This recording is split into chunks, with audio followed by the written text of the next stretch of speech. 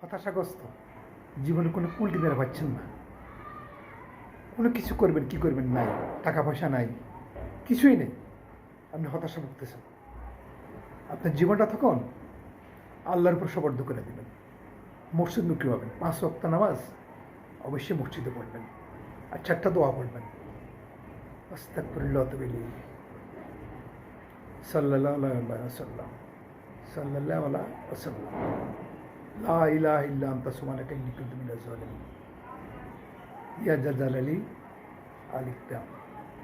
এই দোয়াগুলা কমর পক্ষে 11 বার পড়বেন। আপনি বিপদ যত রকম ঝামেলা আছেন ইনশাআল্লাহ আল্লাহ তাআলা আপনাকে এগুলো থেকে মুক্ত দিবে। মনে রাখবেন, আপনার সৃষ্টির পিছনে কিন্তু মহান আল্লাহ তাআলা আপনাকে সৃষ্টি করেছে। আপনার রিজিকের ব্যবস্থা যত টেনশন করেন তিনি কিন্তু দিয়ে দিচ্ছে। মানুষের কাছে ছাড়বেন না, হাত পাতবেন না, ভাই 2000 টাকা দাও, 1000 টাকা দাও, মানুষের কাছে হাত পাতবেন না, হাত পাতবেন আল্লাহর কাছে। আল্লাহকে বলবেন, সেজদা পড়ে বলবেন, আল্লাহ আমি অভাব আছি, আমি অভাব আছি, আমি অভাব আছি।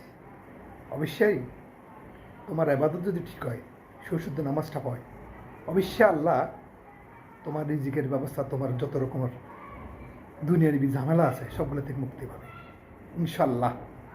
সবাই থাকেন, সবার জন্য দোয়া রইল।